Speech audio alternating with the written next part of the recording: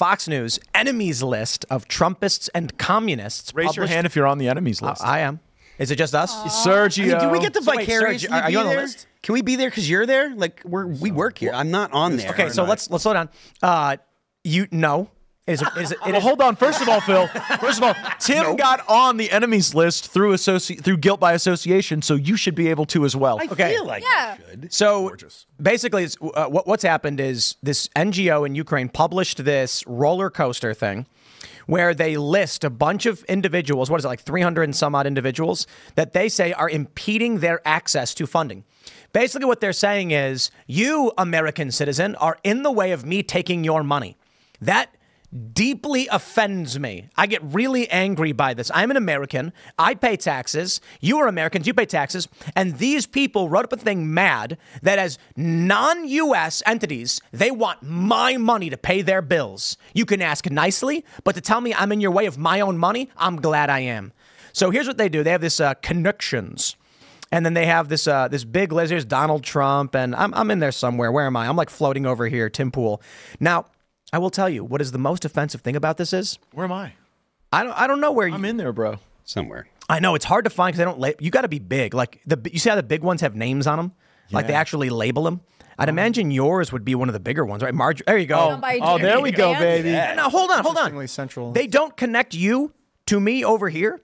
Like, we've had Tucker Carlson, Vivek Ramaswamy. We've had Marjorie Taylor Greene. We've had you. We've had Jim Jordan. We've had all of you on this show. And how you should consider You should consider yourself very lucky that you made the list, even though they're not fans of the show. Yeah. Right? So anyway, I am deeply offended by this list. But the breaking news now, according to DC Drano, the Ukrainian NGO that started an enemies list, which included U.S. congressmen and private American citizens, using Biden's State Department funding, has just been defunded thanks to the leadership of Congressman Jim Banks. So Ian was just bringing up this like international liberal economic order. And this is what I really see here. The war in Ukraine. I watched a video earlier, and it was an international volunteer group fighting in Ukraine. What we are looking at right now is it's an extra governmental entity using the labor of the American people to fund non-citizens and foreign entities to fight a war for NATO. We are witnessing war that is extra governmental at this point. We did not approve of this. The American people did not vote for this war, but we are paying for it whether we want to or not. And then you've got a video of a British guy, a Canadian guy, a New Zealand guy, and they're fighting, flying Ukrainian flags and killing Russians. And then they're mad at me for not wanting my money to go towards that. The United States has become a vassal of an international military cabal. And it's been for a long time, but now it's plainly visible in front of us. I'm hoping that what we're seeing with Trump, with you, Representative Gaetz, is that there's a fracture in the hull of their ship. I would suggest that the kryptonite to that non-governmental, maybe even post-governmental warfare, right, to that liberal world order, it's strong nation states. And that's why this very like post-governmental regime is turned against people like Trump and Milei and Bukele in El Salvador, who's totally changed that country. Oh, yeah. And they fear the sense of pride, strong borders, and just realism that would deconstruct what they've done, I think, to be so damaging. But like to just break down for a moment where I've been on Ukraine, the amendment I filed that might have gotten me on this list was just that we should follow our own laws regarding the end-use monitoring of our own military equipment. These aren't new laws. These are laws we've always had about just like when we send stuff that can shoot into a war zone, we like to keep track of where it goes. Yeah. And when I ask under oath, I can't tell you what I hear in the classified briefings. Well, when I ask in the public hearings under oath, can you testify that we are fully compliant with the law? The people charged with enforcing and overseeing those laws cannot truthfully do so. Well, we know billions have already been stolen. We know that there are mayors who are greenlighting fake companies that had just formed to receive U.S. money, and then these individuals disappear. We know that Russian forces were able to successfully launch attacks because fortifications were never built because Ukrainians are just stealing the money. And then they have the nerve to write this and say that we are in their way of continued stealing of our money, of your money. I just think any elected official on this list or anyone seeking office should use this as a point to say, look, I don't think we should send it. They're noticing that I did something. I said, no, we should not continue to ship money overseas when America has enough to deal with. I might tell my detractors, you might think I'm a shitbag, but do you really want to borrow money from China so that your children can go into more debt so that an NGO can call me a shitbag? Do you think is that really what you think we ought to spend our money on? But to the point about how absurd it is, we are paying for their pensions, but we also have paid to retire debt that Ukraine incurred before the Russian invasion. So we are $34.7 trillion in debt. We go another $1 trillion in debt every 100 days, and we are paying to retire Ukraine's debt. We are borrowing money from China at a higher interest rate to retire lower interest rate debt by Ukraine. And I have to say, while I am a huge Jim Banks fan, and it is a coup for people in my movement that he seems to be on a glide path to the United States Senate, and he's done the right thing, we cannot declare victory on this one legislative maneuver for this reason. All we have passed is the House version of the National Defense Authorization Act. The Senate must pass their version. So if you don't have a companion measure there, this then becomes the subject of negotiation. And the people who are involved in these negotiations probably are aggrieved by this a little less than you and I are. And so the pressure has to be kept on to not fund this stuff. Right now, we have run the first leg in the relay race, but getting the Senate to act, getting this to survive conference is critical for that to be achieved. And I'm not sure that would happen. When you were mentioning, these people who are like, we're gonna fund you. You got to go and pay the NRCC. Can an individual just pay that? Like, if there's a member of Congress who gets elected, can some guy walk up and be like, I'm gonna pay so you get on these committees? Yes. You can just any amount. By the way, how do you think I got on committees? Do you think I went to any special interest group? I went back to my community and said, don't you guys want me on armed services? If so, everybody here at dinner has to write somewhere between a $10,000 and $25,000 check. Wow. And I'm grateful that I live in a community that has enough success and affluence and enough people who think like I think, where they pulled out their checkbooks and they doubled up. But not everyone can do that. And if you can't do that, then you're more susceptible to the lobbyists who then own you. But so Ian over here can write a check for $75,000 to the NRCC on behalf of Riley Moore and get him on a committee. Is Riley Moore in Congress? He just won the primary, and he will be in November. Yeah, he could do that. That's crazy. You think it's You're a campaign generous donation guy. at the very? I am. And it's not a campaign donation? Oh, no, it is. It's reportable. The NRCC says. But you can donate any number? There's no campaign. Yeah, I think there's an upward limit somewhere, in the hundreds of thousands of dollars. What? Does it have to go to a PAC first? Well, because the NRCC exists to elect Republican members. But it often is weaponized against the people who have a more populist perspective. Because why? The NRCC runs on special interest money. So people who reject, like, I am of no value to the NRCC. Because I don't raise money for them, I don't give money to them. I'm not particularly interested anymore in their perspective on what committees I should serve on. Because I think that the people in our movement would think it would be like a human rights violation if I got thrown off my committees. But so I don't pay the money, and so they would far prefer to have fewer people who think like I do, and more people who are hamsters on the hamster wheel. Because the reason I brought up, someone super chatted, does your show get enough money to start buying off politicians so they can do the right damn thing for once in their lifetime?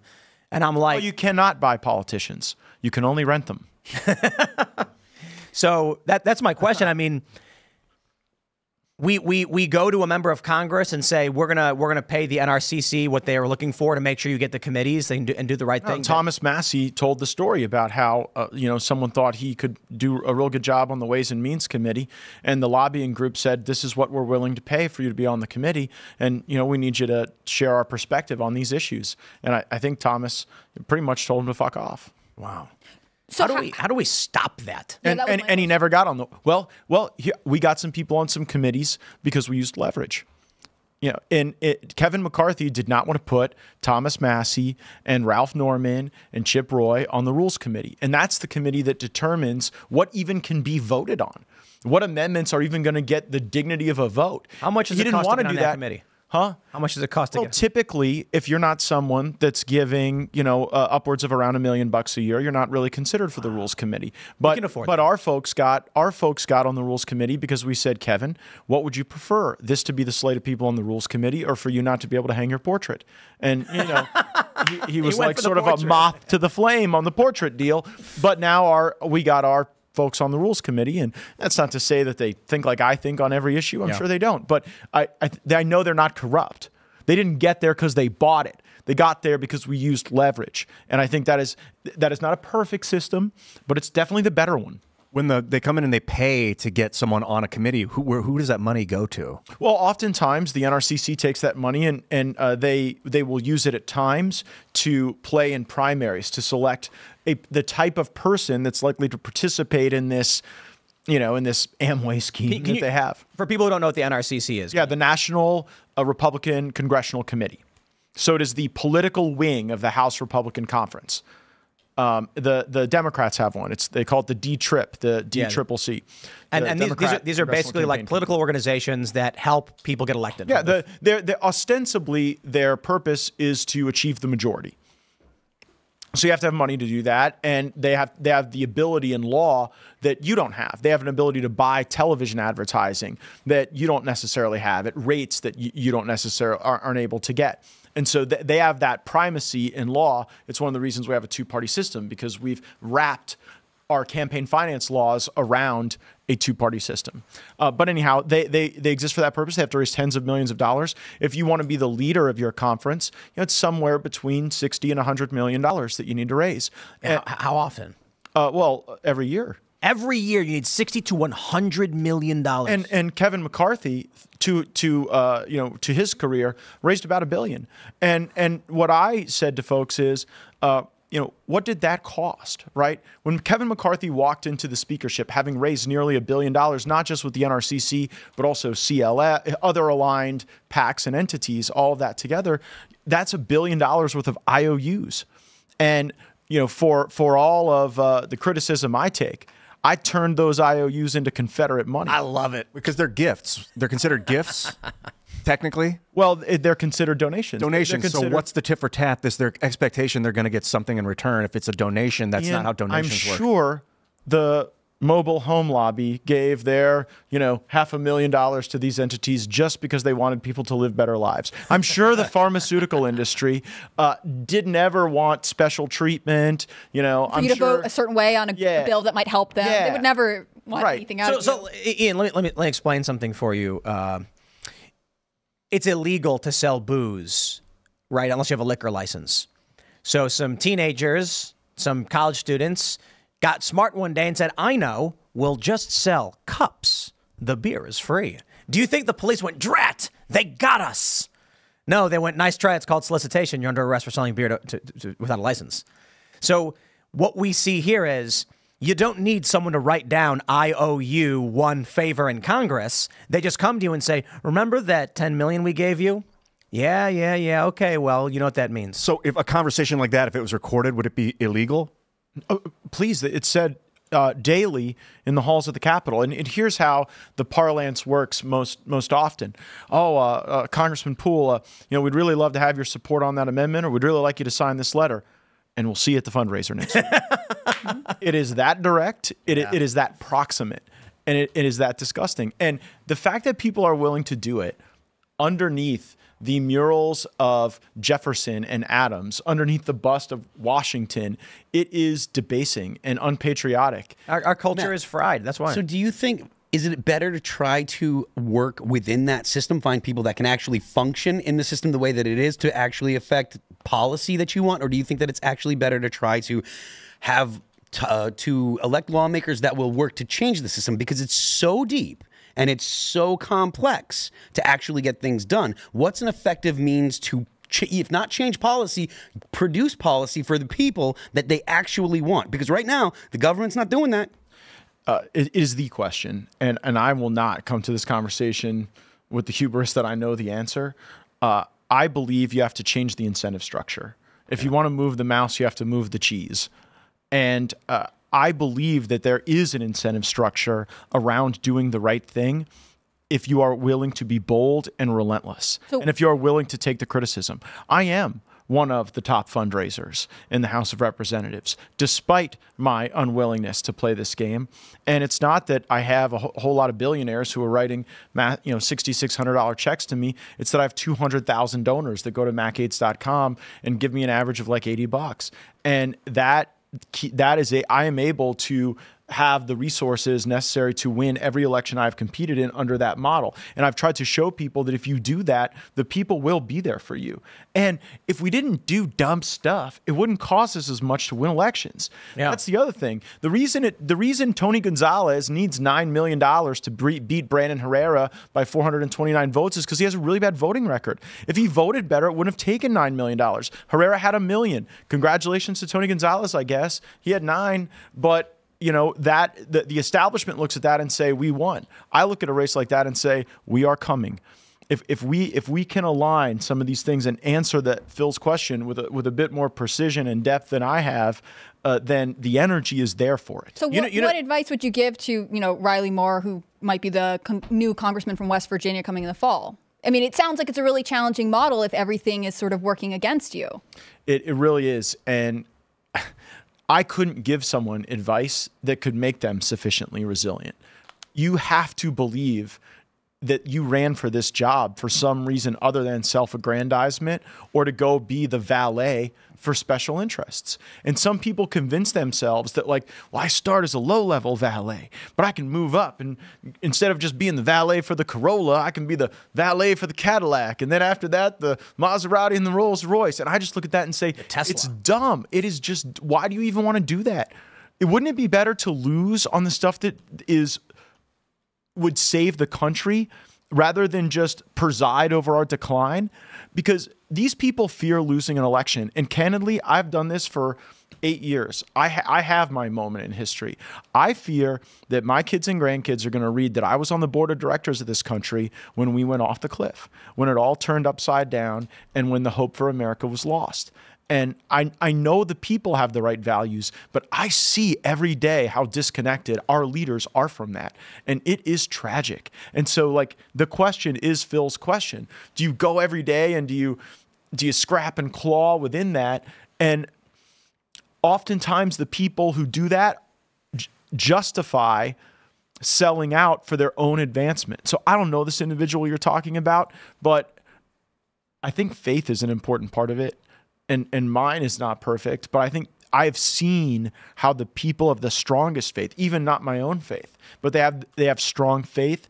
It gives them a true north that it at least is something to believe in beyond the bullshit that the special interests tell you. And then you literally hire a bunch of people who tell you you're right about everything.